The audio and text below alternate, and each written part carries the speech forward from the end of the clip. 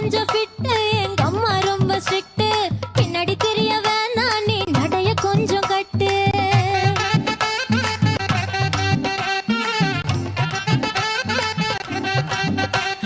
வண்டி மாட பூட்டி அந்த வாய்க்கா ஓர ஓட்டி ஊரை சுத்தி காட்டி உன்னை கூட்டின்னு போறேன் ஸ்வீட்டி நான் ரொம்ப கோபக்காரி நீ சுத்துற ஒரு மாதிரி ஆடிக்காரி ஏறி நான் போக போறேன் சாரி ஓ அப்படியா